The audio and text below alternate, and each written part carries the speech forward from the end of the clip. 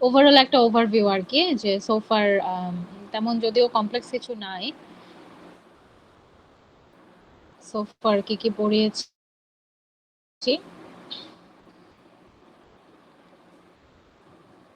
আমার স্ক্রিন কি দেখা যাচ্ছে? জি ম্যাম। ওকে, আচ্ছা।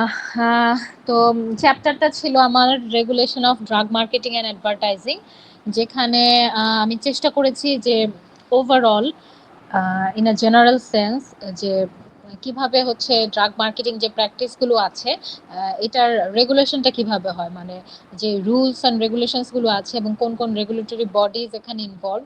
মোস্টলি হচ্ছে এফডিএ নিয়ে ডিসকাস করেছি, আরো অনেক রেগুলেটরি বডি এখানে আছে, আমাদের বাংলাদেশেও আছে ড্রাগ রেগুলেটরি বডি যেটা ডিজিডিএ। তো এরকম মানে আসলে রিজিয়ন স্পেসিফিক ওয়েতে ওভাবে ডিসকাস করা হয় নাই, যেহেতু ইউএসএফডি এর যে ইয়াটা সেটা সবাই ফলো করে থাকে, এই জন্য এফডিএ কে সেন্টার পয়েন্টে রেখে ডিসকাস করার চেষ্টা করেছে যে কিভাবে রেগুলেশনস গুলো হয়ে থাকে, কি কি রেগুলেশনস মেইনলি হচ্ছে এখানে এসেছে। তো স্টার্টটা করেছে হিস্ট্রিক্যাল ব্যাকগ্রাউন্ডটা দিয়ে, যে অ্যাকচুয়ালি কোন কোন ইনসিডেন্টসের কারণে কি ধরনের রেগুলেশন এস্টাবলিশ করা হয়েছে, সেভাবে ডিসকাশনটা শুরু হয়েছে। আমি যদি যে কি পয়েন্টস যেগুলো সেগুলো যদি একটু ডিসকাস করি, যে মেইনলি যে ফুড অ্যান্ড ড্রাগ অ্যাক্টস, যেটা ইনিশিয়ালি ছিল ফুড অ্যান্ড ড্রাগস অ্যাক্ট, পরবর্তীতে এটা হয়ে যায় food drug and cosmetics act, এটা আমরা সবাই জানি। তো মেইনলি হচ্ছে অ্যাক্টস গুলোর ইয়া ছিল যে যাতে কোনো ধরনের অ্যাডাল্টারেটেড বা মানে হচ্ছে drug, food drug and cosmetic সবই তো এটা এখানে এখানে আসবে, বাট মেইনলি আমাদের কনসার্নটা হচ্ছে ড্রাগস নিয়ে। ড্রাগের সাথে কোনো ধরনের অ্যাডাল্টারেশন যদি থাকে বা মিস ব্র্যান্ডিং যদি করা হয়, মানে মিসলিডিং ওয়েতে, আমাদের চ্যাপ্টার যেহেতু মার্কেটিং এন্ড অ্যাডভার্টাইজিং, আমরা এটাতে ফোকাস করি যে মিস ব্র্যান্ডিংটা কোনোভাবে মিসলিডিং বা ফলস ইনফরমেশন দিয়ে ড্রাগটাকে ইয়ে করা, ব্র্যান্ডিং করা, বা এটার অ্যাডভার্টাইজিংটাতে যদি হচ্ছে ফলস আর মিসলিডিং ক্লেম থাকে বা স্টেটমেন্ট থাকে, সেই জিনিসগুলো প্রিভেন্ট করার জন্যই পরবর্তীতে অনেক কিছু অ্যামেন্ডমেন্ট এসেছে। এখানে এক্সাম্পল হিসেবে দেওয়া হয়েছিল যে মিস উইন্সলোর যে সুথিং সিরাপটা আছে, এটাতে এক ধরনের মিসলিডিং একটা স্টেটমেন্ট ছিল। এখানে হচ্ছে ইনগ্রেডিয়েন্টে যে পয়জনাস, এই সুথিং সিরাপটা হচ্ছে বাচ্চাদের ক্ষেত্রে ইউজ করা হতো, তাদের দাঁত ওঠার সময় যে তাদের তারা খুব রেস্টলেস বিহেভিয়ার দেখায়, খুব ইয়ে হয়ে যায়, ইরিটেশন করে মাদেরকে বা প্যারেন্টসদেরকে, সেটা থেকে মুক্তি পাওয়ার জন্য এই সিরাপটা ইউজ করা হতো, বাচ্চাদেরকে এটা সুথ করতো, মানে কাম ডাউন করতো। কিন্তু এটার ইনগ্রেডিয়েন্টসে ছিল alcohol, which is really poisonous, যেটার কারণে পরবর্তীতে মানে অনেক বেবিজ ডেথও হয়েছিল। তো এই ধরনের মিসলিডিং, মানে ওভারঅল একটা ড্রাগের প্যাকেজিং এ যে ইনগ্রেডিয়েন্টস গুলো আছে, ড্রাগের ফর্মুলেশনে কি কি ইনগ্রেডিয়েন্টস ইউজ করা হয়েছিল সেটার একটা ডিটেলস দিতে হয়। তো এখানে জিনিসটা হাইড করা হয়েছিল এবং ক্ল্যারিফাই করা হয় নাই। তো পরবর্তীতে এটা থেকেই অ্যামেন্ডমেন্ট করা হয়েছিল, যেটা আমরা দেখেছি শার্লি অ্যামেন্ডমেন্ট, যেটাতে যে কোনো ধরনের ফলস থেরাপিউটিক ক্লেইমস যেটা, সেটাকে প্রিভেন্ট করা হয়, ফলস থেরাপিউটিক ক্লেম করা যাবে না। এবং ওভারঅল একটা ড্রাগের যে ইনগ্রেডিয়েন্টস গুলো আছে সেটা নিয়ে কোনো মিসলিডিং স্টেটমেন্ট দেওয়া যাবে না, ড্রাগের ইনগ্রেডিয়েন্টস গুলো প্রপারলি প্যাকেজিং এ ইয়ে করতে হবে, ড্রাগের লেভেলিং এন্ড প্যাকেজিং এর সেকশনটাতে প্রপারলি এটা ডিসক্রাইব করা লাগে, এবং কোনো ধরনের ফলস ক্লেম এখানে করা যাবে না। শার্লি অ্যামেন্ডমেন্ট নিয়ে ডিসকাস করেছিলাম। দেন হচ্ছে এখানে ইম্পর্টেন্ট যেটা ছিল, যে পরবর্তীতে তো 1938-এ এটা overall food drug and cosmetic act হয়, সেটার যে অ্যাকচুয়ালি সেটার যে ইম্পর্টেন্ট যে কি পয়েন্টস গুলো ছিল সেটাও আমরা ডিসকাস করেছি। তারপর হচ্ছে এখানে আরেকটা অ্যাক্ট এখানে চলে আসে, যে অ্যাডভার্টাইজিং নিয়ে, মানে হচ্ছে যে কিছু মিসলিডিং অ্যাডভার্টাইজমেন্ট আছে ড্রাগ নিয়ে, ফলস আর মিসলিডিং অ্যাডভার্টাইজমেন্ট, যেগুলো আসলে মানে ডিফারেন্ট ওয়েতে বা ইয়েকে মিসলিড করে, কনজিউমারকে মিসলিড করে, ফলস ইনফরমেশন দেওয়ার মাধ্যমে, অ্যাডভার্টাইজমেন্টে ফলস ইনফরমেশন দেওয়ার মাধ্যমে কনজিউমারকে মিসলিডিং ইয়ে করা হয়, বা ব্যাপারটা হচ্ছে কনজিউমার প্রপার ডিরেকশনটা পায় না, সেখান থেকে উল্টোপাল্টা ইনফরমেশন সেখানে থাকে। এটা এক ধরনের ডিসেপটিভ অ্যাডভার্টাইজিং প্র্যাকটিস। মানে ডিসেপশন করা হচ্ছে কনজিউমারকে। সো এই জিনিসটা প্রিভেন্ট করার জন্যই লি হুইলার অ্যাক্ট করা হয়। হুইলার লি অ্যাক্ট এটা 1938 সেটাতে দেখা যাচ্ছে যে ইয়াটা লেজিসলেটিভ যে অথরিটিটা, এই অথরিটি বা পাওয়ারটা এটা এফটিসি কে দেওয়া হয় to prevent to protect consumers from false and misleading advertising.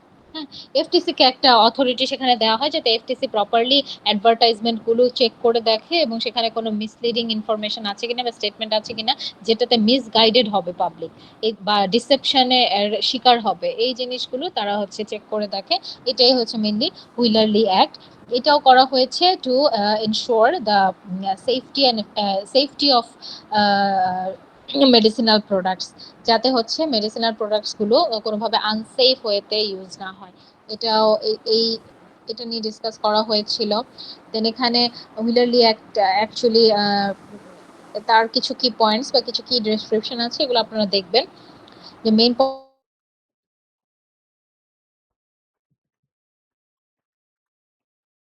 Handed over করা হয় টু এফটিসি, যেটা ফেডারেল ট্রেড কমিশন। তো এটার ওরা তারপর হচ্ছে সবকিছু চেক করে দেখে এবং এনশোর করে যে অ্যাডভার্টাইজমেন্টটা সেফ এবং এটা থেকে কোনো ধরনের মিসগাইডেড হবে না পাবলিক, এটা তারা হচ্ছে এনশোর করে।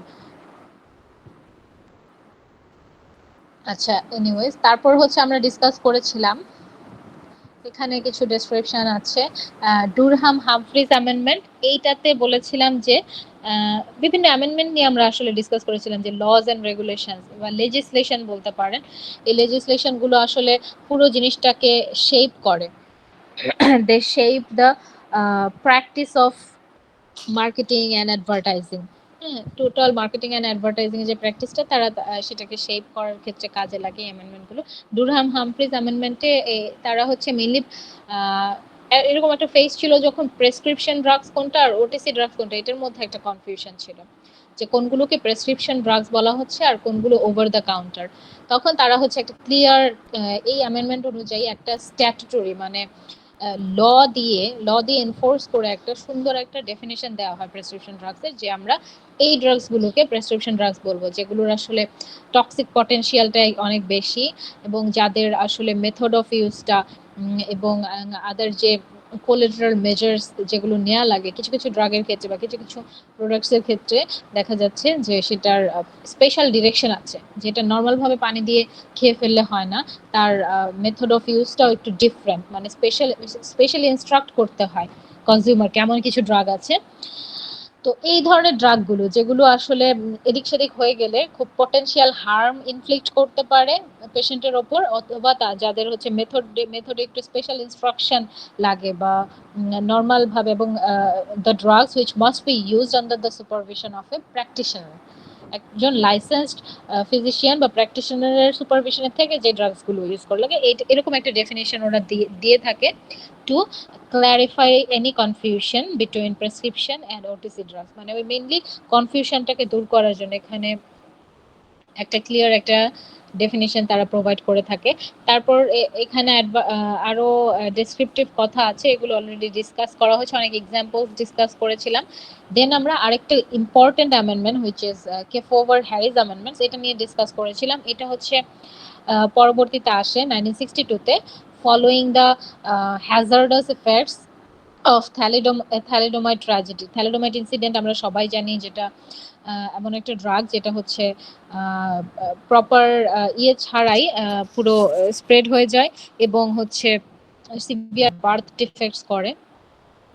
তো এই যে থ্যালিডোমার যে ইনসিডেন্টটা, এটার পরবর্তীতে দেখা যাচ্ছে ড্রাগের সেফটি এবং এফিকেসি যে প্রপারলি এনশোর হচ্ছে না সেটা নিয়ে হচ্ছে কোশ্চেন ওঠে, এবং এই সেফটি এবং এফিকেসি ইনশোর করার জন্য এই অ্যামেন্ডমেন্টটা করা হয়। এই অ্যামেন্ডমেন্টেরও কিছু ইম্পর্টেন্ট নিয়ে আমরা ডিসকাস করি, ইম্পর্টেন্ট অ্যাসপেক্টস নিয়ে আমরা ডিসকাস করেছি যে কি কি মেজর চেঞ্জেস এখানে নিয়ে আসা হয়।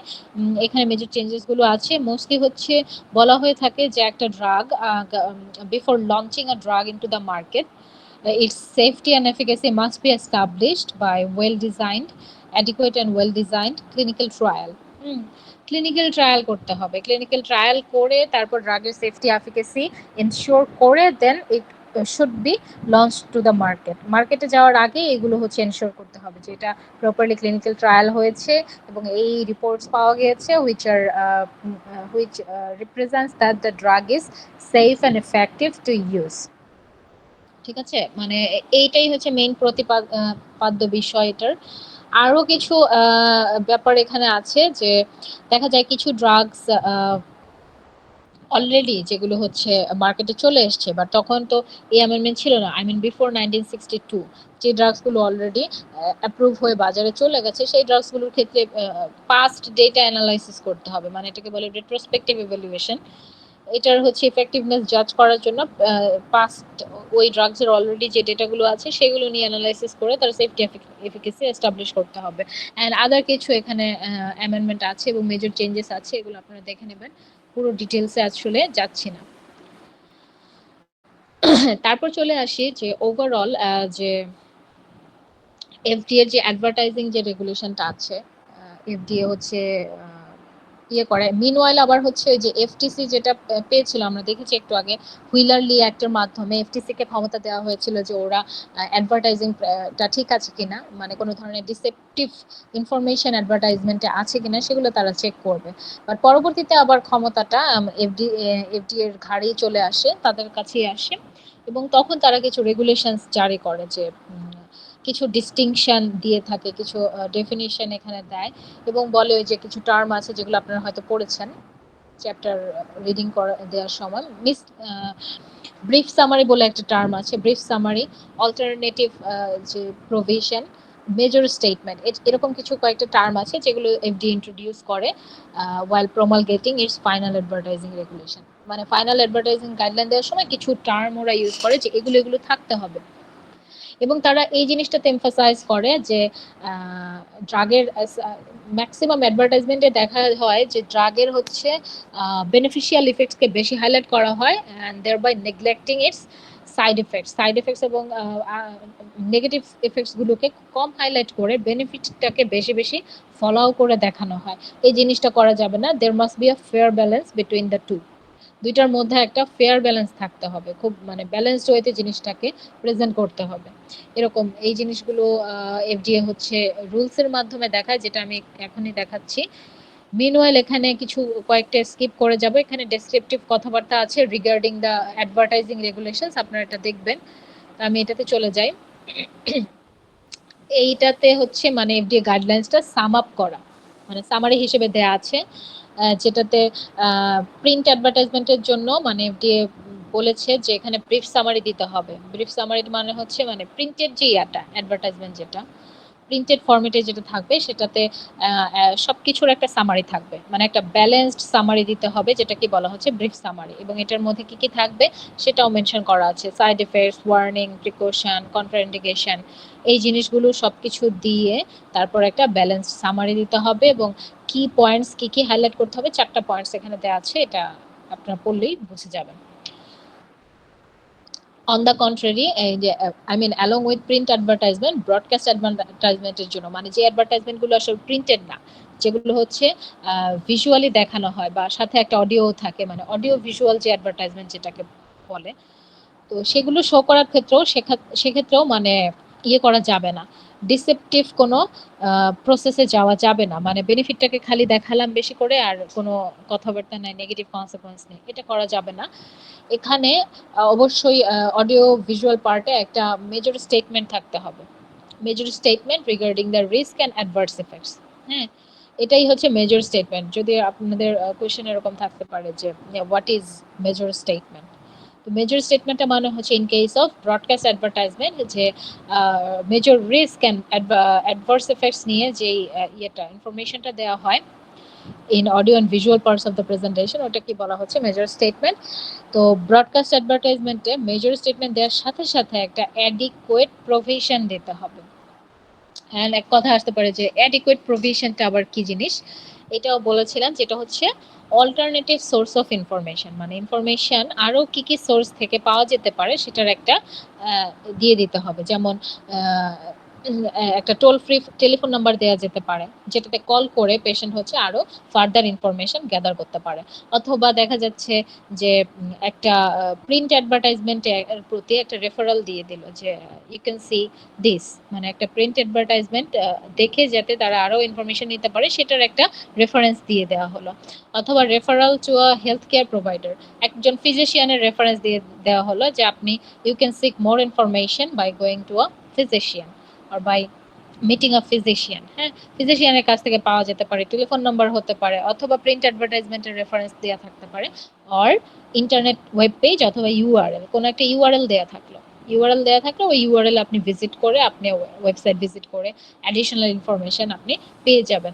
সো এফডিএ হচ্ছে পুরো প্রসেসটাকে এই রুলস অ্যান্ড রেগুলেশনস এর মধ্যে নিয়ে আসে, পুরো অ্যাডভার্টাইজিং প্র্যাকটিসটাকে। এবং এই রুলস অ্যান্ড রেগুলেশনের পাশাপাশি এফডিএ হচ্ছে তিনটা ক্যাটাগরি অ্যাডভার্টাইজমেন্ট নিয়ে তারা হচ্ছে বলে যে ৩ ধরনের অ্যাডভার্টাইজমেন্ট এখানে আসতে পারে। ফার্স্ট ওয়ান ডিসকাস করেছিলাম যে প্রোডাক্ট ক্লেইম অ্যাডভার্টাইজমেন্ট, চলে আসলো প্রোডাক্ট ক্লেইম অ্যাডভার্টাইজমেন্ট।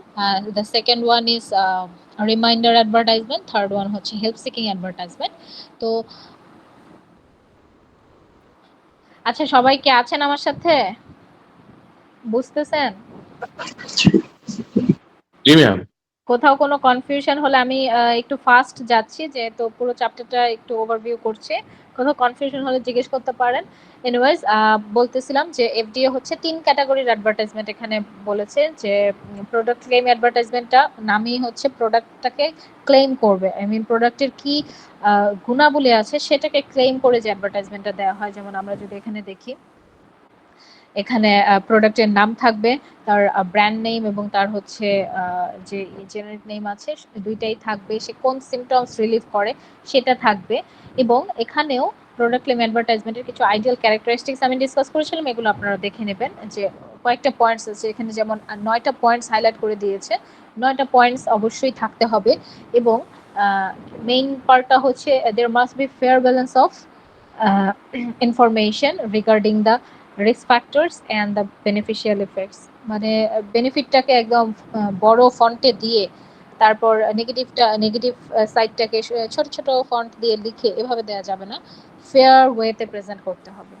সো এর পরবর্তী স্লাইডগুলোতে এই প্রোডাক্ট ক্লেম অ্যাডভার্টাইজমেন্টটার যে আইডিয়াল ক্যারেক্টারিস্টিক সেগুলো সবগুলোই দেওয়া আছে, এবং এটা কি সেটা তো এই স্লাইডটাতে আছেই, এগুলো আপনারা দেখবেন। এবং কখন একটা প্রোডাক্ট ক্লেম অ্যাডভার্টাইজমেন্ট ইনকারেক্ট হবে সেটাও ডিসকাস করেছিলাম, যখন এই 9টা পয়েন্টের কোনো একটাতে প্রবলেমস থাকবে বা কোনো একটা মিসিং থাকবে, অথবা মিসরিপ্রেজেন্টেড থাকবে, মানে অন্যভাবে যেভাবে থাকার কথা সেভাবে নাই, তাহলে হচ্ছে সেটা ইনকারেক্ট হয়ে যাবে। তারপর ছিল যে এগুলো তার ডিটেলসে যাব না, এই যে রিমাইন্ডার অ্যাডটা হচ্ছে প্রোডাক্ট ক্লেম অ্যাড দেওয়ার পর কিছুদিন অতিবাহিত হওয়ার পর, লাইক একটা সার্টেন পিরিয়ড অফ টাইম যাওয়ার পর আবার একটা রিমাইন্ডার দেওয়া হয় পেশেন্টদের। তো রিমাইন্ডার অ্যাডে তাহলে কি দিতে হবে? রিমাইন্ডার অ্যাডে জাস্ট প্রোডাক্টের নাম আর brand name and generic name থাকবে, কোনো ধরনের ডিজিজের নাম থাকবে না, কোনো ইন্ডিকেশন থাকবে না, কারণ পেশেন্ট অলরেডি জানে, patient already know about this drug, তারা অলরেডি জানে, already they are well informed. So এখানে আসলে কোনো ডিজিজের নাম দেওয়ার দরকার নাই, শুধু প্রোডাক্টের নাম দিলেই পেশেন্ট বুঝে যাবে যে হ্যাঁ ইটস আ রিমাইন্ডার, হ্যাঁ রিমাইন্ড করানো যে এই ড্রাগটা আছে, এই ড্রাগটা তুমি ইউজ করতে পারো, এবং you can ask your doctor about this, ডক্টরের কাছে যাবে, এই কথাটা অবশ্যই থাকবে, ask your doctor or physician about একটা ড্রাগের নাম। এটাই হচ্ছে রিমাইন্ডার অ্যাড, এখানে আসলে আর কোনো অ্যাডিশনাল ইনফরমেশন দিলে সেটা ইনকারেক্ট হয়ে যায়। আর লাস্ট ওয়ান হচ্ছে আমাদের help seeking ad. Help seeking অ্যাডটা হচ্ছে যে এর আগে দুইটা অ্যাড দেখালাম যেগুলো হচ্ছে প্রোডাক্ট বেসড, মানে প্রোডাক্টের নাম ধাম এগুলো থাকবে, প্রোডাক্টকে সেন্টার পয়েন্টে রেখে দেন ডিজাইন করা। বাট হেল্প সিকিংটা হচ্ছে কন্ডিশন বেসড, আই মিন কোনো একটা ডিজিজড কন্ডিশন এখানে ইয়ে করা হবে, যে যেমন এখানে দেখানো হচ্ছে যে runny nose, sneezing, itchy, watery eyes, you may be suffering from seasonal allergies.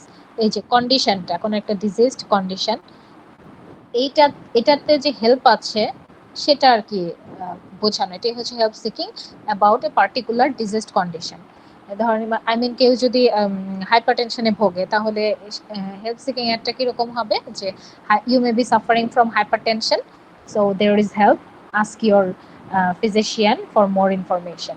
মানে কোনো একটা কন্ডিশনে যে হেল্প আছে সেটা বোঝানোই এটা হেল্প সিকিং। এবং লাস্টের কোম্পানির নাম দিয়ে দিতে হবে যাতে ফিজিশিয়ানের কাছে যখন পেশেন্ট চাইবে তাহলে ওই কোম্পানির প্রোডাক্টটাই যেতে চায়। সো এটা একটা ইনকারেক্ট ওয়ে, ইনকারেক্ট বলতেছি ইনডিরেক্ট ওয়ে অফ অ্যাডভার্টাইজিং। নিজেদের প্রোডাক্টকে মানে না বলে একটা ডিজিজ কন্ডিশন কে রিপ্রেজেন্ট করে দেন হচ্ছে নিজেদের প্রোডাক্ট যাতে কেনে সেইভাবে কোম্পানির নামটা দিয়ে দিতে হবে। So this is help seeking ad. তো এই 3 ধরনের অ্যাডস নিয়ে ডিসকাস করেছি। তারপর এটারও আইডিয়াল কিছু ক্যারেক্টারিস্টিক্স আছে প্রত্যেকটা অ্যাডেরই, সেগুলো স্লাইডে আছে এবং কখন ইনকারেক্ট হবে সেটাও আছে। এরপর আমরা চলে গিয়েছি যে আসলে পেশেন্ট ইনফরমেশন, পেশেন্টকে কিভাবে আসলে প্রেসক্রিপশন ড্রাগের যে অ্যাডভার্টাইজমেন্টগুলো আছে সেটা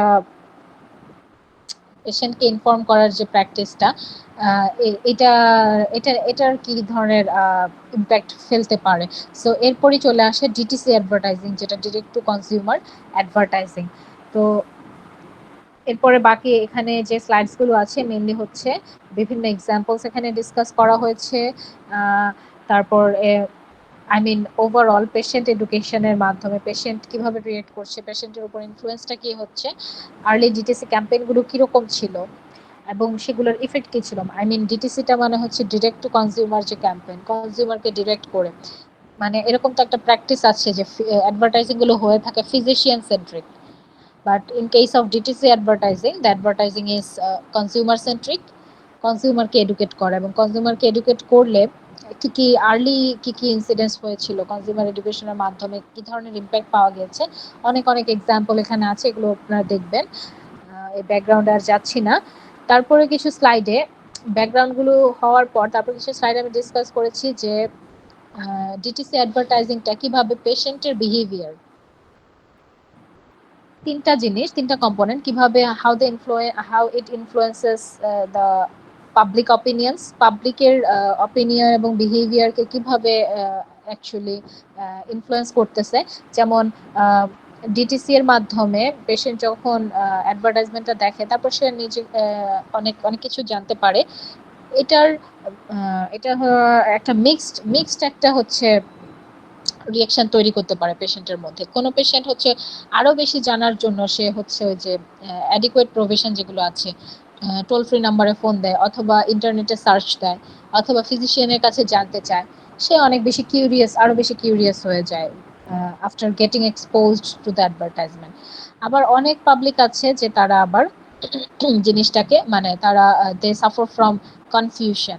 হ্যাঁ, তারা দেখা যাচ্ছে তাদের মধ্যে আবার কনফিউশনটা বেড়ে যায়, তারা আরো বেশি কনফিউজড ফিল করে এই অ্যাডভার্টাইজিংটা দেখার পর। এবং অনেকে আবার মনে করে যে অ্যাডভার্টাইজমেন্ট যেগুলো দেওয়া হচ্ছে সেই ড্রাগসগুলো মানে হচ্ছে একদম 100% ইফেক্টিভ। হ্যাঁ, তো এগুলো হচ্ছে তারা অন্ধভাবে ব্লাইন্ডলি তারা ট্রাস্ট করে, তারা হচ্ছে করে মানে বিভিন্ন ধরনের হচ্ছে তাদের মধ্যে দেখা যায়, ইনফ্লুয়েন্স দেখা যায়। তো সেগুলোই ডিসকাস করা হয়েছিল। তারপর হচ্ছে অ্যালং উইথ কনজিউমার, ফিজিশিয়ানের ওপর ফিজিশিয়ানরা কিভাবে নিচ্ছিল এই ডিটিসি প্র্যাকটিসটা, ফিজিশিয়ানদের বিহেভিয়ার কিভাবে ইনফ্লুয়েন্সড হচ্ছিল।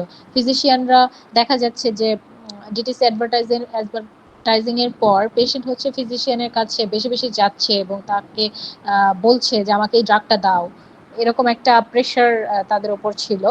এবং তারা হচ্ছে তখন তারা they feel more pressurized to prescribe that particular product. যে প্রোডাক্টটা হচ্ছে পেশেন্ট চায় সেটাকে প্রেসক্রাইব করার জন্য তাদের মধ্যে একটা প্রেশার কাজ করে। আবার অনেক ডক্টর এটাকে পজিটিভলিও নিয়েছে যে আসলে ডিটিসি অ্যাডভার্টাইজিং দেখা যাচ্ছে ফিজিশিয়ান পেশেন্টের রিলেশনশিপটাকে আরো সলিডিফাই করছে, বাই ওই টাইমটাকে আরো বাড়িয়ে দিচ্ছে, পেশেন্ট কাউন্সিলিং এর টাইমটা তখন বেড়ে যাচ্ছে। তো এটাকে অনেকে পজিটিভলি নিচ্ছে, অনেক ডক্টর আবার বলতেছে যে আমাদের টাইম বাড়িয়ে দিচ্ছে, আমাদের পেশেন্ট কাউন্সিলিং এর এমনিই ব্যস্ত তার মধ্যে আবার টাইম বেড়ে যাচ্ছে।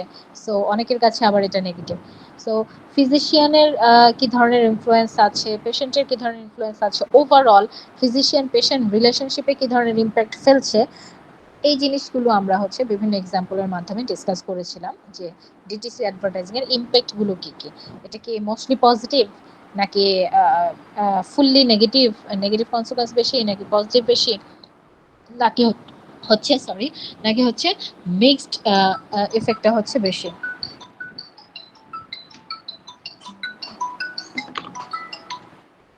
নাকি হচ্ছে মিক্সড ইম্প্যাক্টটা এটার বেশি। তো ওভারঅল হচ্ছে এগুলো নিয়ে ডিসকাস করা হয়েছিল। এখানে অনেক অনেক এক্সাম্পলস আছে। এটার ক্ষেত্রে আমি পার্টিকুলারলি এই ডিটিসি অ্যাডভার্টাইজিং এর যে impact in case of patient or physician or public health, এই ইম্প্যাক্টটা এই স্লাইডের পাশাপাশি আমি বলেছিলাম যে একটা ইয়ে থেকে পড়তে, একটা পেপার আমি দিয়েছিলাম যে পেপারে খুব ভালো মতো আছে। যেমন এই যে এই পেপারটা ইম্প্যাক্ট অফ ডিটিসি অ্যাডভার্টাইজিং, এখানে একটা পার্টিকুলার পার্ট পড়তে বলেছিলাম আপনাদেরকে, যে পার্টটা লিটারেচার রিভিউ, এই পার্টটাতে তারা হচ্ছে সুন্দর করে যে কিভাবে how DTC advertising is shaping patient behaviour and health care outcomes, কিভাবে পেশেন্ট বিহেভিয়ার এখানে শেপ করছে, ইনফ্লুয়েন্স করছে, মডুলেট করছে, এটা সুন্দর করে পয়েন্টস করে দেওয়া আছে যে প্রিভিলেন্সটা কিরকম ডিটিসি অ্যাডভার্টাইজিং এর, পেশেন্ট এম্পাওয়ারমেন্ট, অ্যাওয়ারনেস কতটা বাড়াচ্ছে, মিস ইনফরমেশনের চান্স, নেগেটিভটাও ইয়ে করেছে, নেগেটিভ সাইডটাও এখানে বলেছে যে কেউ কেউ আবার এটাতে কনফিউশন অ্যারাইজ করেছে, কিছু কিছু ক্ষেত্রে মিস ইনফরমেশন ছিল, কিছু কিছু ক্ষেত্রে এক্সপেকটেশন প্রপারলি মিট হয় নাই, স্যাটিসফাইড হয় নাই। Physician patient dynamics, physician patient relationship বা ডায়নামিকটা কিভাবে চেঞ্জ হয়েছে, আলটিমেটলি ইকোনমিক ইমপ্লিকেশন কি আছে, মানে কস্টের ক্ষেত্রে কি প্রভাব আছে, ওভারঅল ইকোনমিক ফাইন্যান্সিয়াল সাইডটাতে কি ধরনের ইম্প্যাক্ট আছে, সবকিছু রেগুলেটরি কনসিডারেশন কি, এই পার্টটা মেথোডোলজির আগ পর্যন্ত, এই যে আপনারা খেয়াল করে দেখেন মেথোডোলজির আগ পর্যন্ত যে পয়েন্টসগুলো আছে এই লিটারেচার রিভিউ সেকশনে, এই পয়েন্টসগুলো পড়লে একটু বেটার ক্ল্যারিফাইড আইডিয়া আপনারা হচ্ছে, গোছানো কথাবার্তা আছে এখানে, এক্সামের জন্য হেল্পফুল। লাস্টলি হচ্ছে ডিটিসিটা দেখবেন, ডিটিসিটা ও মোটামুটি ডিসকাসড, সবকিছুই এখানে বলেছি। আর এখানে হচ্ছে এফডিএ ওই ওদের যে অ্যাডভার্টাইজিং যে প্রভিশন, সেখানে লাস্টলি নিউ রুল একটা জারি করেছে, নতুন রুল অনুযায়ী আর কি, যে অ্যাডভার্টাইজিংটাতে কি রকম হতে হবে, যেমন কিছু জেনারেল স্ট্যান্ডার্ডস তারা হচ্ছে এখানে সেট করে দেয়, যেমন ল্যাঙ্গুয়েজ কনজিউমার ফ্রেন্ডলি হতে হবে পয়েন্ট করে, যে এমন এমন টার্মসে হচ্ছে অ্যাডভার্টাইজমেন্টগুলো লিখতে হবে বা সাজাতে হবে যাতে সাধারণ মানুষ সেটা বুঝে, পড়ে যাতে বুঝে, কোনো ধরনের কমপ্লিকেটেড ল্যাঙ্গুয়েজ বা টার্ম ইউজ করলে সেটা আসলে জনগণের জন্য বোধগম্য হবে না।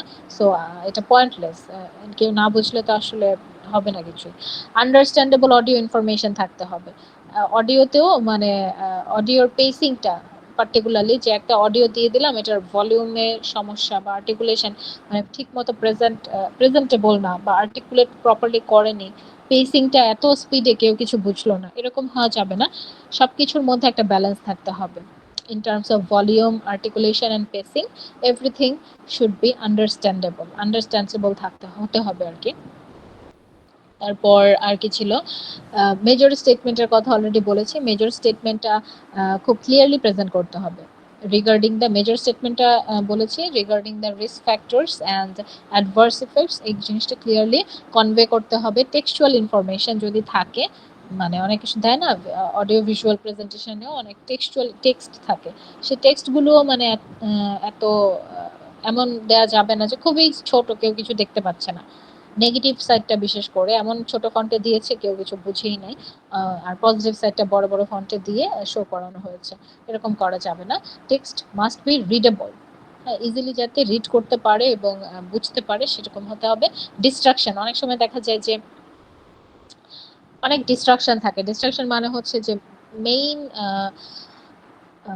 কনজিউমারের কনসেন্ট্রেশনটা অন্যদিকে ডাইভার্ট করা, এটা করা যাবে না। মানে মেজর স্টেটমেন্ট থেকে এমন টেক্সট দিচ্ছে বা এক্সটার্নাল ব্যাকগ্রাউন্ড সাউন্ড হচ্ছে বা আদার কিছু অ্যাডিশনাল কিছু অ্যাড করেছে যেটা আসলে জনগণের আই মিন নর্মাল পিপলের, অর্ডিনারি পিপলের যে ইয়াটা, কনজিউমারের যে কনসেন্ট্রেশনটা ডাইভার্ট করে দিচ্ছে অন্য জায়গায়, এরকম ডিস্ট্রাকটিভ কোনো ডিস্ট্রাকশন এখানে অ্যাড করা যাবে না, ডিস্ট্রাকটিভ কোনো ম্যাটেরিয়াল এখানে অ্যাড করা যাবে না। সো এটা হচ্ছে new rule as published on November 20, 2024 অনেক আপডেটেড একটা এটা হচ্ছে গাইডলাইন্স দিয়েছে ফ্রম এফডিএ থেকে যে অ্যাডভার্টাইজিং গুলো কিরকম হওয়া লাগবে। আর এখানে কিছু প্রমোশনাল ইস্যুস ডিসকাস করেছিলাম, এটা আমি ডেসক্রিপটিভ ওয়েতে ডিসকাস করেছিলাম প্রত্যেকটা পয়েন্ট। আপনারা যারা ক্লাসে ছিলেন তারা জানেন। এটাও আপনারা হচ্ছে কোশ্চেনের মার্ক অনুযায়ী আপনারা ডেসক্রিপশন দিবেন প্রত্যেকটা পয়েন্টের, যে কি কি প্রমোশনাল ইস্যু অ্যারাইজ করতে পারে। মিসব্র্যান্ডিং হতে পারে, ক্লেইমস ফলস ক্লেইম হতে পারে, কোয়ালিটি অফ লাইফ ক্লেইমস, বিভিন্ন অফ লেভেল প্রমোশন সবকিছুই অমিশন হতে পারে। রিস্ক ফ্যাক্টরস গুলো অমিট করে দিতে পারে বা মিনিমাইজ করে শো করতে পারে। এই জিনিসগুলো প্রমোশনাল ইস্যুস গুলো ডিসকাস করেছি। লাস্টলি হচ্ছে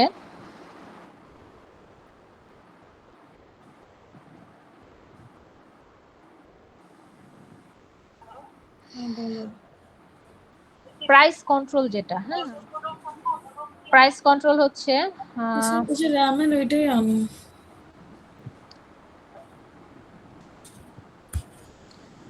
অডিওটা কাইন্ডলি একটু অফ করবেন, আর অন হয়ে গেছে। আচ্ছা, তো ড্রাগ প্রাইসিং এর ক্ষেত্রেও এফডি এর কিছু আছে। এফডিএ যদিও প্রাইসিংটা একদম স্ট্রিক্টলি এবং ডিরেক্টলি কন্ট্রোল করে না, বাট তাদের কিছু ইনডিরেক্ট ইনফ্লুয়েন্স আছে। যেমন প্রাইসিং এর ক্ষেত্রে বলেছি যে বাজারে যত বেশি জেনেরিক ড্রাগস যত বেড়ে যায় ততই হচ্ছে প্রাইসটা একটা ড্রাগের প্রাইস কমে আসে। কারণ ইনিশিয়ালি দেখা যায় যে একটা কোম্পানি প্যাটেন্টেড ড্রাগ নিয়ে আসে, একটা ড্রাগ আর কি ইনিশিয়ালি বাজারে যখন লঞ্চ হয় সেটা প্যাটেন্টেড অবস্থায় থাকে, এবং ওই প্যাটেন্টেড অবস্থায় প্যাটেন্ট হোল্ডার যে কোম্পানি সে হচ্ছে রাজত্ব করে, মানে তার একদমই পুরো মার্কেটে মনোপলি থাকে, এবং প্রাইসটা সে সেট করে এবং হাই প্রাইস একটা ক্লেম সে করতে পারে, যেহেতু অন্য কেউ আর ওই প্যাটেন্ট আই থিঙ্ক আপনারা বুঝেন, আর না বুঝলে এটা একটু দেখে নেবেন যে প্যাটেন্ট যখন থাকে তখন একটা এক্সক্লুসিভ একটা পিরিয়ড, আই মিন অ্যারাউন্ড 20 ইয়ার্সের একটা এক্সক্লুসিভ একটা টাইম দেয়া হয় প্যাটেন্ট হোল্ডার কোম্পানিকে। তখন এই 20 বছর ধরে তারা হচ্ছে একটা হাই প্রাইসে বাজারে ড্রাগটা সেল করতে পারে। ওই সময়ের মধ্যে অন্য কেউ ড্রাগটা মেক করতে পারবে না। পরবর্তীতে যখন প্যাটেন্ট পিরিয়ডটা শেষ হয়ে যায়, ওই এক্সক্লুসিভিটিটা শেষ হয়ে যায়, তখন হচ্ছে বাজারে বিভিন্ন কোম্পানি ওই ড্রাগটার জেনেরিক ভার্সন নিয়ে আসে। জেনেরিক ভার্সন যত বেশি আসে ততই হচ্ছে কি হয়, একটা ড্রাগের প্রাইসটা আস্তে আস্তে আস্তে আস্তে আস্তে আস্তে ওই প্যাটেন্ট হোল্ডার যেই প্রাইসে সেল করছিল সেটা আস্তে আস্তে আস্তে আস্তে কমে আসে। কেন আসে? কারণ হচ্ছে যত বেশি আনবে তত বেশি কম্পিটিশন উইল বি ইনক্রিজড। হ্যাঁ, অনেক বেশি কম্পিটিশন হবে। আর কম্পিটিটরসরা কি করে? কম্পিটিটরসরা চিন্তা করে যে না, ও এরকম প্রাইসে দিচ্ছে, আমি তাহলে আর একটু কম প্রাইসে যদি দেই তাহলে হয়তো আমার প্রতি বেশি অ্যাট্রাক্টেড হবে কনজিউমার্স, এরকম আর কি। কম্পিটিশন এক্সিস্ট করলে দেখা যাচ্ছে প্রাইসও অনেক কমে আসে, ফল করে। তো এই কম্পিটিশনটাকে আরো গতিময় করে, আরো ডাইনামিক করে হচ্ছে এফডিএ। তারা এক ধরনের তাদের প্রভিশন আছে, they facilitate the access to generic drugs. Generic ড্রাগসের প্রতি যে অ্যাক্সেসটা আছে সেটা তারা ফ্যাসিলিটেট করে, কারণ যত বেশি জেনারিক আসবে ততই প্রাইসিংটা কন্ট্রোলে থাকবে। সো তারা এই কাজটাকে ফ্যাসিলিটেট করে। কিভাবে করে? তাদের হচ্ছে একটা রেগুলেশন আছে, NDA, abbreviated new drug application. তো এটা হচ্ছে যে একটা কোম্পানির প্যাটেন্ট এক্সক্লুসিভিটি যখন শেষ হয়ে যায় তখন যাতে বিভিন্ন কোম্পানি ওই জেনেরিক ড্রাগস বাজারে আনতে পারে সেই জন্য এফডিএ তে এএনডিএ সাবমিট করতে হয়। মানে এটা হচ্ছে জেনেরিক ড্রাগস বাজারে আনার অ্যাপ্লিকেশনটা। ওরা এফডিএ কে এএনডিএ সাবমিট করে এবং এএনডিএ এর মাধ্যমে এফডিএ সুন্দর করে ওই জেনেরিক ড্রাগসের অ্যাপ্রুভালটা দিয়ে দেয়। তো এইভাবে তারা হচ্ছে জেনেরিকটাকে আনতে সাহায্য করে। বিভিন্ন কোম্পানিতে এটা ডিসকাস করেছিলাম যে এনডিএ এর মাধ্যমে কিভাবে হচ্ছে এফডিএ ফ্যাসিলিটেট করছে, এবং এফডিএ আরেকটা কাজ করে, পেটেন্ট এক্সক্লুসিভিটি যেই ড্রাগসের শেষ হয়েছে সেটা একটা লিস্ট তারা হচ্ছে প্রকাশ করে। তারা হচ্ছে একটা লিস্ট পাবলিশ করে, তখন হচ্ছে সবাই বুঝতে পারে ও এই ড্রাগসগুলোর প্যাটেন্ট এক্সক্লুসিভিটি শেষ হয়ে যাচ্ছে, তাহলে আমরা চেষ্টা করি এই ড্রাগসগুলো যাতে আমরা নিয়ে আসতে পারি। বিভিন্ন কোম্পানি এটা দেখে, ওই আপডেটেড লিস্টটা তারা ফলো করে এবং সেই অনুযায়ী তারা হচ্ছে জেনেরিক নিয়ে আসে। তো এইটার মাধ্যমে এফডিএ তাহলে কি করছে? They increase the access to generic drugs by helping manufacturers to comply with different regulatory requirements. তারা হচ্ছে রেগুলেটরি রিকোয়ারমেন্টসে যাতে ইজিলি ম্যানুফ্যাকচারাররা কমপ্লাই করে ডিফারেন্ট জেনেরিক ড্রাগস বাজারে আনতে পারে, এটা তারা ফ্যাসিলিটেট করে। তারা আরেকটা কাজ করে, তারা একটা গেমিং ডিক্রিজ করে। এখন এই গেমিংটা কি, এটাও ডিসকাস করেছিলাম। এই গেমিংটা খেলে মেইনলি হচ্ছে patent holder company. Patent holder company I mean যখন হচ্ছে জেনেরিক ড্রাগস বিভিন্ন কোম্পানি নিয়ে আসতে চায়, তখন তাদেরকে বায়ো ইকুইভ্যালেন্স স্টাডি করতে হয়। তাদেরকে তখন কি করতে হয়, তাদেরকে প্রুফ করতে হয় যে তাদের ড্রাগটাও প্যাটেন্ট ড্রাগসের সাথে বায়ো ইকুইভ্যালেন্ট, বিভিন্ন পার্সপেক্টিভে বায়ো ইকুইভ্যালেন্ট। তো এই যে একটা কম্পারিজন, একটা ইয়ে করা যে না আমাদের ড্রাগসও প্যাটেন্ট ড্রাগসের যেই ইয়েগুলো আছে in terms of disintegration, dissolution and other cases, সবকিছুতেই আমাদের ড্রাগটাও কোয়াইট সিমিলার এবং ইকুইভ্যালেন্ট। তো এই যে এই ইকুইভ্যালেন্সটার জন্য তাদের কি করতে হয়, প্যাটেন্ট কোম্পানির কাছ থেকে স্যাম্পলটা নিয়ে আসতে হয়। প্যাটেন্ট ড্রাগের যে স্যাম্পলটা আছে সেটা নিয়ে এসে নিজেদের ড্রাগের সাথে টেস্ট করে তারপর কম্পারেটিভ রেজাল্টটা দিতে হয় এফডিএ কে, যে আমাদের ড্রাগও বায়ো ইকুইভ্যালেন্ট এবং এটা হচ্ছে আমরা চেক করেছি, এবং যে আমাদের রেজাল্টটা আমরা প্যাটেন্ট যে স্যাম্পল আছে, প্যাটেন্ট ড্রাগের যে স্যাম্পল সেটার সাথে কম্পেয়ার করেছি। তো এখন প্যাটেন্ট কোম্পানি কি করে, এই স্যাম্পলটা দিতে চায় না। এটা বলেছি তারা এক ধরনের সিস্টেমের দোহাই দিয়ে, এই যে আরইএমএস সিস্টেম, যেটা risk evaluation and mitigation system, এই সিস্টেমে দোহাই দিয়ে তারা বলে যে আমাদের ড্রাগটা তো সেনসিটিভ, এটা জেনেরিক ম্যানুফ্যাকচারারদের কাছে যদি দেই তাহলে ওরা এটার সেফটি এবং ইয়াটা এনশিওর করতে পারবে কিনা, সেটার গ্যারান্টিটা কোথায়। আবার এটা যদি একটু মিসপ্লেস হয়ে যায় বা এটা যদি একটু ওয়াইড স্প্রেড হয়ে যায় কোনোভাবে, যেহেতু ড্রাগ সেন্সিটিভ, এখান থেকে পটেনশিয়ালি মিসইউজ হওয়ার একটা চান্স থাকে এবং পটেনশিয়াল রিস্ক এখানে অ্যারাইজ করতে পারে।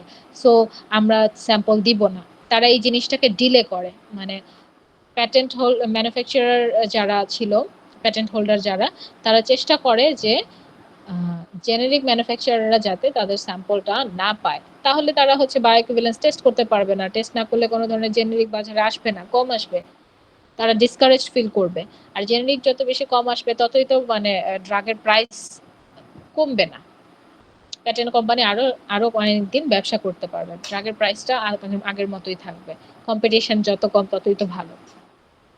তো ওরা এটা চেষ্টা করে, বাট এফডিএ হচ্ছে এই জিনিসটাও ট্যাকেল দেয়। তারা হচ্ছে বিভিন্নভাবে ওই জেনেরিক ম্যানুফ্যাকচারার্সদেরকে সাহায্য করে। তারা বিভিন্নভাবে কিভাবে সাহায্য করে, তারা জেনেরিক ম্যানুফ্যাকচারার্সকে একটা লেটার দেয় কনফার্মেশন, যে তাদের যে সিস্টেম, তাদের যে overall system, manufacturing unit and everything, তারা যেভাবে বায়োইকুইভ্যালেন্স টেস্ট করবে, সব প্রসিডিউর খুব সেফ, এরকম একটা কনফার্মেশন লেটার এফডিএ হচ্ছে জেনেরিক ম্যানুফ্যাকচারার্সদেরকে দেয়, যাতে তারা প্যাটেন্ট কোম্পানিকে শো করতে পারে যে we got approval from FDA, so now you give us the sample for additional bioequivalence testing. মানে আমাদের যে সিস্টেম আছে বা আমাদের প্ল্যান্ট আছে, ম্যানুফ্যাকচারিং সাইট আছে, এভরিথিং সেফ, এখান থেকে কোনো ধরনের আনসেফটি হওয়ার কোনো সুযোগ নাই। সো তখন প্যাটেন্ট কোম্পানি দিতে বাধ্য হয়, যে এফডিএ যেহেতু অ্যাপ্রুভাল দিয়েছে। এবং আরো বিভিন্ন ভাবে আমি ডিসকাস করেছি যে তারা এফডিএ কিভাবে সহযোগিতা করে জেনেরিক ম্যানুফ্যাকচারার্সদেরকে টু প্রিভেন্ট দিস গেমিং। এই যে প্যাটেন্ট কোম্পানি যে গেমটা খেলে, এই গেমটাকে ইয়ে করার জন্য, বাইপাস করার জন্য কিভাবে এফডিএ সাহায্য করে। সো এই দুইটা প্রসেসে, একটা হচ্ছে জেনেরিকের অ্যাক্সেস বাড়িয়ে দেওয়ার মাধ্যমে এফডিএ ফ্যাসিলিটেট করছে পুরো প্রসেসটা, আর একটা হচ্ছে এই যে প্যাটেন্ট হোল্ডার কোম্পানিরা যে গেম খেলছে by risk evaluation mitigation strategy, এটাকে তারা হচ্ছে প্রিভেন্ট করে। আরেকটা প্রসেস এখানে আছে সিটিজেন পেটিশন, এটার মাধ্যমেও ওই যে এনডিএর যে সাবমিশন, এনডিএর যে পুরো অ্যাপ্রুভাল প্রসেসটা, সেটাকে স্লো ডাউন করা যেতে পারে। অনেক সময় দেখা যায় প্যাটেন্ট কোম্পানি কি করে, তাদের যেই স্টেক হোল্ডার আছে বিভিন্ন ভাবে তাদেরকে উস্কে দেয় যে একটা পেটিশন দিয়ে দেওয়ার জন্য। পেটিশন বলতে যে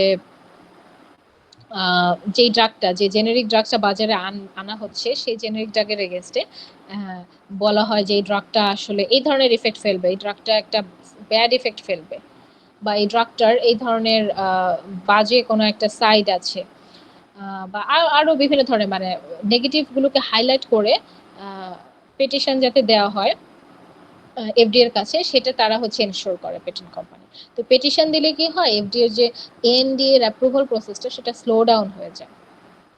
তখন এটা যদি স্লো ডাউন হয় তাহলে জেনেরিক ম্যানুফ্যাকচারার্সদের পক্ষেও মানে অনেকদিন ওয়েট করতে হয় to bring the generic drug into the market.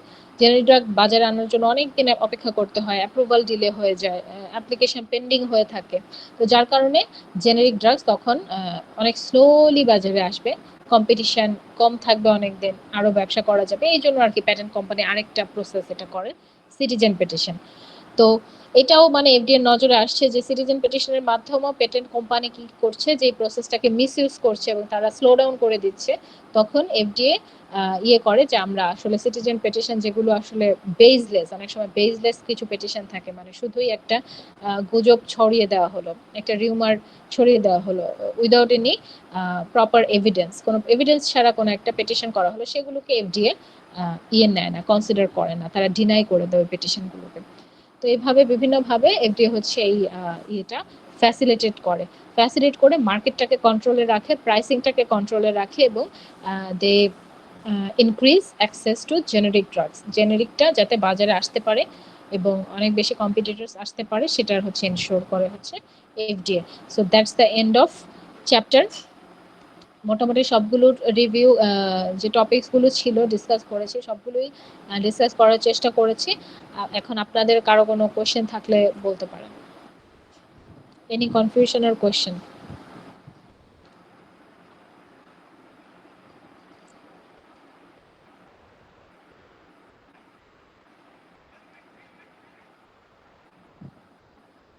কারো কোনো কোশ্চেন আছে? ব্যাকগ্রাউন্ড রিলেটেড ইনফরমেশন গুলো কি একটু স্কিপ করা যাবে? এটা হচ্ছে ব্যাকগ্রাউন্ড রিলেটেড ইনফরমেশন গুলো স্কিপ বলতে এখানে অনেক অ্যাডিকুয়েট এক্সাম্পলস আছে, এক্সাম্পলস গুলো পড়লে কি হবে, আপনি আপনার কোশ্চেন গুলো বেটার ওয়েতে অ্যান্সার করা যায়। তো সেক্ষেত্রে যেই এক্সাম্পলস গুলো আসলে মনে হবে যে এগুলো এসেনশিয়াল, এই কয়েকটা জানলে আমি সুন্দর করে এক্সপ্লেইন করতে পারবো কোশ্চেন গুলো, সেগুলো জানলেই চলবে। মানে ওভারঅল মানে সব ব্যাকগ্রাউন্ড ইনফরমেশন জানার দরকার নেই। অথবা যে ইম্পর্টেন্ট অ্যামেন্ডমেন্ট যেগুলো বললাম, শার্লি অ্যামেন্ডমেন্ট, হিস্ট্রিক্যাল ব্যাকগ্রাউন্ড যেগুলো, আবার যে ডিটিসি, ডিরেক্ট টু কনজিউমার, যে ইয়াটা, এটা ডিরেক্ট টু কনজিউমার অ্যাডভার্টাইজিংটা কিভাবে আসলো, এটার কিছু ব্যাকগ্রাউন্ড, কিছু এক্সাম্পল, যে আর্লি যে ডিটিসি ক্যাম্পেইনগুলো ছিল, how they influence the overall formation and establishment of DTC advertising practices, কিভাবে তারা ইনফ্লুয়েন্স করলো, কিছু কিছু পার্টিকুলার জানলেই চলবে। আমার মনে হয় ঢালাওভাবে সব মনে হয় না সম্ভব। ম্যাম আমাদের কি পুরো চ্যাপ্টারটাই রাখবেন মিডে? পুরো চ্যাপ্টারটা তো রাখতে চাচ্ছি।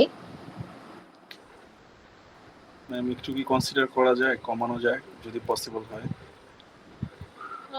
কমালে তো মানে মিডে পড়ে ফেললে কি হয়তো আপনাদেরই ভালো হতো, যে ফাইনালের আগে হচ্ছে পুরোটাই পড়া হয়ে যেত আর কি, কারণ আরেকটা চ্যাপ্টার তো পড়াবো আর ফাইনালে তো প্রেশার হয়ে যায়। জি ম্যাডাম বুঝতে পারছি, জুবাইর স্যারের সিলেবাসটা অনেকটা হিউজ, তারপরে স্যারও বলেছেন। কয়টা চ্যাপ্টার দিয়েছে স্যার? জুবাইর স্যার চ্যাপ্টার মনে হয় একটা দুইটা পড়িয়েছেন। মিডে কি দুইটাই থাকবে নাকি একটা থাকবে? হ্যাঁ জুবাইর স্যার এই পর্যন্ত যা পড়িয়েছেন সবগুলাই দিয়েছেন, টোটাল সব মিলিয়ে প্রায় 5টা শীটের লেকচার ম্যাটেরিয়ালের মতো হয়েছে। আচ্ছা, এটা তো অনেক হিউজ হয়ে যাচ্ছে। জি তো ম্যাডাম, ওখানে না আমার কমালে একটা চ্যাপ্টার থেকে আমি কি বা কমাতে পারবো, আমার তো একটাই স্লাইড, তারপর আবার 64 স্লাইড, খুবই কম। আপনার কি দুইটা কোশ্চেনই থাকবে? জুবাইর স্যার ওরকম আমাদের বললো আর কি গত ক্লাস। ওটা আমি হচ্ছে স্যারের সাথে জিজ্ঞেস করি, স্যারের সাথে আমার আসলে কথা হয়নি এদের মধ্যে, বা এদের পরে আসলে দেখা হয়নি, কথা হয় না। আমি স্যারকে জিজ্ঞেস করে আমি তারপর আপডেটটা সিআর দেরকে জানিয়ে দেব যে আসলে কয়টা থাকবে। আর তবু স্যার ম্যাডাম যেহেতু যদি বলেছে, কনসিডার করতেন যদি পসিবল হতো আর কি। আচ্ছা কনসিডার করলে সেক্ষেত্রে আমি এই পার্টটা বাদ দিতে পারি, শেষের পার্টটা। ম্যাডাম শেষের পার্টটা বোধহয় আমার কাছে মনে হয় যে কম্পারেটিভলি ইজি এবং এটাকে ধরা যায়, বাট রাদার দেন প্রথম দিকের যে পার্টগুলো আছে মানে বিশেষ করে অ্যামেন্ডমেন্ট ওগুলা হয়তো আমরা ইন জেনারেল কিছু লিখতে পারবো, বাট আমরা ইন ডিটেলস বিশেষ করে ওখানে তো ক্রোনোলজিক্যাল ব্যাপারটা নাই। দেখা যাচ্ছে যে অনেকগুলা সাল আসছে বা ডেট গুলো আসছে, বিশেষ করে ব্যাকগ্রাউন্ড ইনফরমেশন গুলো, এগুলো আসলে এটা ক্রোনোলজিক্যাল না, ওগুলা গো থ্রু করলেও মনে থাকে না আসলে। তো ওখান থেকে যদি একটু ম্যাডাম আসলে রাদার দেন ওগুলাকে মানে হয়তো আমরা জাস্ট জানার জন্য দেখে আসলাম, বাট যদি আসলে মানে বুলেট কোশ্চেন গুলো বেশি থাকে আমার কাছে মনে হয় একটু বেটার হয়। বা ওখান থেকে যদি আপনি একটু বলে দেন যে ওখান থেকে কোনগুলোকে আমরা বেশি হাইলাইট করবো, আমি কিন্তু হ্যাঁ অলরেডি তাহলে একটু ভালো বলেছি, হয় আর কি। আমি জি কিন্তু আচ্ছা অলরেডি ওগুলা দেখলেই বলেছি। হবে ম্যাডাম না? হুম হুম হুম। যেমন আমি বললাম যে ইম্পর্টেন্ট অ্যামেন্ডমেন্ট হচ্ছে অ্যামেন্ডমেন্ট গুলো, শার্লি অ্যামেন্ডমেন্টটা কি, অথবা একজনের মনে এনিওয়েজ শার্লি অ্যামেন্ডমেন্ট, তারপর কেফোভার হ্যারিস অ্যামেন্ডমেন্টস, দেন হচ্ছে আর কি আছে, ডুরহাম হামফ্রিজ অ্যামেন্ডমেন্ট, দেন আছে লি হুইলার অ্যাক্ট। ম্যাম সবগুলো অ্যামেন্ডমেন্ট আর অ্যাক্টের কথাই বলেছিলেন। হ্যাঁ, এগুলো কিন্তু ইম্পর্টেন্ট, মানে সবগুলো কিন্তু পড়তে হচ্ছে না। একজনের মনে হয় ভিডিও অন হয়ে গিয়েছে, এটা একটু এনিওয়েজ। এই যে শার্লি অ্যামেন্ডমেন্টটা কি এখান থেকে দেখতে পারেন, এখানে আর তেমন কিছু নয়। হুইলার লি অ্যাক্টটা কি এটা দেখতে পারেন। দেন হচ্ছে হোয়াট ইজ ডুরহাম হামফ্রিজ অ্যামেন্ডমেন্ট, সব কিন্তু পড়তে হচ্ছে না, জাস্ট হচ্ছে পার্টিকুলার কিছু অ্যামেন্ডমেন্ট। এই যে কেফোভার হ্যারিস অ্যামেন্ডমেন্টস তো অনেক ইম্পর্টেন্ট এটা। আর একজন বললেন যে ক্রোনোলজিক্যালি আসেনি, কিন্তু অ্যাকচুয়ালি জিনিসগুলো ক্রোনোলজিক্যালি এসেছে। সালগুলো একটু উল্টাপাল্টা হলেও মানে ওভারঅল সিকোয়েন্স অফ ইভেন্টস, মানে কোনটার পর কোনটা, one event led to another, হ্যাঁ, একটার পর একটা কিন্তু ওভাবে আমি কিন্তু সাজিয়েছি সেইভাবে যে সিকোয়েন্সিয়ালি, যে কোন অ্যামেন্ডমেন্টের পর তারপর হচ্ছে, যেমন এই যে কেফোভার হ্যারিস অ্যামেন্ডমেন্টস, এর আগে এসেছে হুইলারলি অ্যাক্ট, তারপর একটার পর একটা এখানে সাল একটু উল্টো তারপর ডুরহাম হামফ্রিজ, দেন হচ্ছে কেফোভার। আপনি যদি খেয়াল করেন যে ক্রনোলজিটা মানে সালগুলো মানে এটা সিকোয়েন্সিয়ালি এসেছে, কিছু কিছু ক্ষেত্রে মিসপ্লেসমেন্ট থাকতে পারে, কিন্তু ওভারঅল সিকোয়েন্স অফ ইভেন্ট সবগুলো ক্রনোলজিক্যালি আমি দেওয়ার চেষ্টা করেছি। এই কারণে অনেক সময় মনে হতে পারে যে ইভেন্টস এর ক্রনোলজি ঠিক নাই, বাট সালগুলো কিন্তু ঠিক আছে। হ্যাঁ, তারপরে এই যে এরপর কেফোভারের পরে 1962 এর পরে কিন্তু 1969 এ ফাইনাল অ্যাডভার্টাইজিং রেগুলেশনটা এসেছে। তো আচ্ছা, ওভারঅল কিন্তু সব পুরোটা ক্রোনোলজিক্যালি গিয়েছে। আর আপনারা যেটা পড়বেন সেটা হচ্ছে কিছু ব্যাকগ্রাউন্ড ইনফরমেশন আপনি এত না পড়লেও চলবে। যেমন এই যে এফডিএ এর ফাইনাল অ্যাডভার্টাইজিং রেগুলেশনে এখানে কিছু জিনিস ইম্পর্টেন্ট, কিছু জিনিস আবার ইম্পর্টেন্ট না। যেমন adequate provision, major statement, brief summary, এগুলো ইম্পর্টেন্ট, বাট মিনওয়াইল এগুলোর মধ্যে মধ্যে অনেক ব্যাকগ্রাউন্ড ইনফরমেশন এখানে আছে যেগুলো আসলে অত ডিটেলসের দরকার নাই। আবার শুরুর দিকেও কিছু ব্যাকগ্রাউন্ড ইনফরমেশন আছে যেগুলো এত ডিটেলসের দরকার নাই, কিন্তু আবার এক্সাম্পল হিসেবে ভালো। যেমন উইনস্লো সুথিং সিরাপ যেটা পড়েছি, এলিক্সির অফ সালফানিলামাইড, এটা কেন হার্মফুল হলো, এগুলো এক্সাম্পল হিসেবে খুব ভালো। কিছু জিনিস যেমন বাদ দেওয়া যায়, বাদ দেওয়া দিব না, আই মিন জাস্ট দেখে আসতে পারেন। যেমন এই যে এগুলো এখান থেকে যেটা এসেছে, পুরো ডিটিসি অ্যাডভার্টাইজিং এর ক্ষেত্রে আপনারা মানে অনেক অনেক এক্সাম্পল এখানে পাবেন যেগুলো আসলে সবগুলো দরকার নাই। মানে এই যে 32 নাম্বার স্লাইড থেকে দেখা যাচ্ছে, এখান থেকে শুরু করে আপনার একদম ডিটিসির শেষটা পর্যন্ত এখানে অনেক অনেক এক্সাম্পল। ম্যাম, আচ্ছা আমি একটু শেষ করি দেন। হ্যাঁ, আমি একটু শেষ করি, ম্যাম আমার একটা জিনিস একটু বলার ছিল। আমি এই পার্টটা একটু শেষ করি দেন আপনারটা আমি শুনছি। ম্যাম একটু 30 লিভ নিতে চাচ্ছিলাম, আমি অ্যাকচুয়ালি হসপিটালে আছি, তো আমার অ্যাপয়েন্টমেন্টের সিরিয়াল চলে এসেছে। আচ্ছা আচ্ছা, এনিওয়েজ ঠিক আছে, ইটস ওকে, আপনি লিভ নিতে পারেন। Thank you ma'am. 32 থেকে 53 যেটা বলছি, যে 32 থেকে 53 যে স্লাইডটা, এটাতে মেইনলি হচ্ছে বিভিন্ন এক্সাম্পলের মাধ্যমে ডিটিসি অ্যাডভার্টাইজিং এর যে ইমপ্যাক্ট সেটা বোঝানো হয়েছে। তো সব এক্সাম্পল কিন্তু আপনাদের মনে রাখার দরকার নেই, আর আবার এটা প্র্যাকটিক্যালও না, আসলে ইটস নট পসিবল সব এক্সাম্পল মনে রাখার দরকার নেই। আপনি ডিটিসি অ্যাডভার্টাইজিং এর ইমপ্যাক্ট বোঝানোর জন্য কিছু পার্টিকুলার এক্সাম্পল আপনি শিখতে পারেন, যেটা দিয়ে আপনি হচ্ছে কোশ্চেন অ্যান্সার করতে পারেন। আর ডিটিসি অ্যাডভার্টাইজিং এর জন্য আমি যেই পেপারটা দিয়েছি সেখান থেকে আপনি সুন্দরভাবে ল্যাঙ্গুয়েজ গুলো নিতে পারেন, ওখানে সুন্দরভাবে আর্টিকুলেটেড করে দেয়া আছে। তো তো আমি যেটা বললাম 32 থেকে 53 এর মধ্যে যে ইয়াটা আছে ওভারঅল অনেক অনেক ইনফরমেশন এখানে আছে, সবগুলো জানার দরকার নেই। অনেক এস্টিমেশন, অনেক স্টাডি ফাইন্ডিংস এখানে আছে, এগুলো সবকিছু জানার প্রয়োজন নেই। আই মিন দেখার জন্য দেখতে পারেন, এক্সামে সবকিছু লেখা সম্ভব না। আই থিংক সবাই এটা বুঝতে পারছেন। জি ম্যাডাম। ম্যাম প্রথমে একটু পিছন থেকে বাদ দিতে চেয়েছিলেন শেষের দিক থেকে, পিছন থেকে বাদ দিতে চেয়েছিলাম তা না, মানে পিছনের এক্সামে স্কিপ করতে হ্যাঁ, কিন্তু অনেকে বললো যে পেছনের জিনিসগুলো আন্ডারস্ট্যান্ডেবল, মানে তো তাহলে তো বাদ দেওয়ার দরকার নাই মনে হয়। জি ঠিক আছে ম্যাম। সবাই যেটা যেহেতু বললাম যে মাঝের যে পড়তে যাচ্ছে। ইনফরমেশন একটু আননেসেসারি ইনফরমেশন আছে, সেই ইনফরমেশন গুলো আপনারা সিলেক্টিভ ওয়েতে পড়তে পারেন। মাঝের ইয়েগুলো সিলেক্টিভ ওয়েতে পড়তে পারেন, তাহলে মনে হয় স্লাইডটা অনেক ছোট হয়ে যায় আমার পার্টটা। ঠিক আছে। আর ম্যাম কোশ্চেন নিয়ে একটু প্রশ্ন ছিল, কোশ্চেন গুলো কিভাবে আসতে পারে, মানে পুরো 5 মার্কের একটা আসবে নাকি ব্রেকডাউন থাকবে? দুইটাই হতে পারে, ওভারঅল 5 মার্কের কোশ্চেনও আসতে পারে, ব্রেকডাউনও থাকতে পারে। মানে ব্রেকডাউন বলতে একটা কোশ্চেনের 2টা 3টা পার্টও থাকতে পারে, হ্যাঁ সেটাই বোঝাচ্ছি। দুই ভাবেই আসতে পারে। জি thank you madam, thank you so much. আর কারো কি কোনো কোশ্চেন আছে? You are most welcome. আর কারো কোনো কোশ্চেন আছে, কোনো কনফিউশন? ডিটিসি অ্যাডভার্টাইজমেন্টে যেই পেশেন্টস পারসেপশন বা পেশেন্টস ফিজিশিয়ান বিহেভিয়ার দেওয়া আছে, এখানে যে পার্সেন্টেজ গুলো দেওয়া আছে, পার্সেন্টেজ দিয়ে যে এক্সাম্পল, এইগুলো কি এক্সাম্পল হিসেবে বলতেছেন ম্যাম? এগুলো সবগুলো তো আর এক্সাম্পল না, কিছু কিছু স্টাডি ফাইন্ডিংস, মানে ধরেন বা স্ট্যাটিস্টিক্স দেয়া আছে, স্ট্যাটিস্টিক্যাল যে পার্সেন্টেজ, এগুলো আসলে মানে মনে রাখা তো সম্ভব না। আপনি এক্সাম্পল এমন ভাবে ইউজ করবেন যেটা এত নিউমেরিক্যাল ভ্যালু মনে না থাকলে সমস্যা নাই, বাট হচ্ছে এক্সাম্পল হিসেবে আপনি প্রেজেন্ট করতে পারেন যে একটা স্টাডিতে এরকম পাওয়া গিয়েছে যে অনেক বেশি মানুষ হচ্ছে এই ধরনের একটা বিহেভিয়ার দিয়েছে, বা অনেক বেশি পেশেন্টরা এরকম একটা কাজ করেছে। আপনি এইভাবে ল্যাঙ্গুয়েজে সেটাকে এক্সপ্লেন করতে পারেন।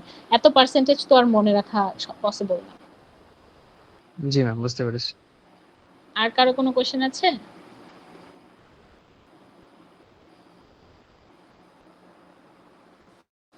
মনে হয় আমি সবগুলো কোশ্চেনই আসলে অ্যাড্রেস করেছি।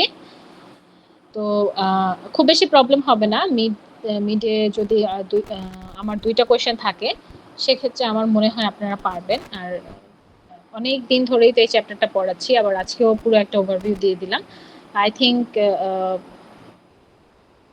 ভালোই হবে। সবাইকে বেস্ট উইশেস থাকলো। আর আই থিংক কারো কোনো কোশ্চেন না থাকলে আপনারা লিভ নিতে পারেন। ম্যাম অ্যাটেন্ডেন্সটা কি নেবেন আপনি? ও হ্যাঁ, অ্যাটেন্ডেন্স নেইনি, সরি, অ্যাটেন্ডেন্সটা নেইনি। ম্যাম আমরা তো মনে হয় আরেকটা ফিজিক্যাল ক্লাস পাচ্ছি নেক্সট উইকে, তাই না? ফিজিক্যাল ক্লাসটা আমি নিতে পারবো কিনা সেটা আমি শিওর না, কারণ আমাকে হচ্ছে একটা ট্রেনিং এ আমি যেতে পারি, যেটাও এখনো কনফার্ম করা হয়নি, বাট একটা ট্রেনিং এ আমাকে কুমিল্লা যেতে হতে পারে। সো সেক্ষেত্রে আচ্ছা, আমার অল্টারনেটে হয়তো অন্য কেউ নিতে পারে, আমি সেটা তো এটাই এখন লাস্ট বলতে ক্লাস পারছি হতে না। পারে। হ্যাঁ, মিডের চেষ্টা করব নেক্সট ক্লাসটা অবশ্যই নিতে। যদি আমি ট্রেনিং এ অন্য কোথাও চলে যাই, সেক্ষেত্রে মনে হয় না আমার পক্ষে সম্ভব হবে। মিডের পর থেকে নতুন চ্যাপ্টারটা শুরু করব। ঠিক আছে। ওকে, তাহলে অ্যাটেন্ডেন্স হাসনাইন তো আছেন, Abdul Alim, present ma'am. Adnan Sakib, present ma'am. Ammara Laika, present ma'am. Arghya সরকার,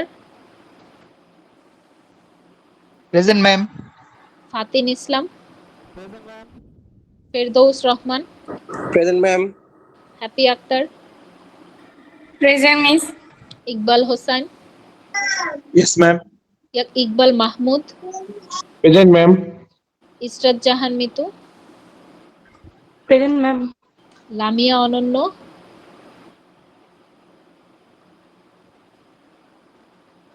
আচ্ছা Maria Akter Mim, okay, MH Alamin, present ma'am. Selimullah, present ma'am. Nihal Mahbub, present ma'am. Nurjahan, present ma'am. Nusrat Jahan Simin, present ma'am. Rajin সালে, present ma'am. Sadman Rahman, Present, ma'am. Samira Safa, Yes, ma'am. Saeed Ayatullah, Present, ma'am. Saeed Noor Mohammad Raihan, Present, ma'am. Sharif Anika, Present, ma'am. Sheikh Lulu Marjan, সোহাগ মোল্লা, Present, ma'am. Sumaiya Akter স্বর্ণালী। Yes, ma'am. ওকে, আম্মারা Laika. Present, ma'am. ওকে, ঠিক আছে, সবাই leave নিতে পারেন। Ma'am একজন মনে হয় হসপিটালের কারণে আপনাকে বলে গিয়েছিল। হ্যাঁ, আমার মনে আছে। আসসালামু আলাইকুম ম্যাডাম। ওয়ালাইকুম আসসালাম। আমার অ্যাটেন্ডেন্সটা কি দেওয়া হয়েছে?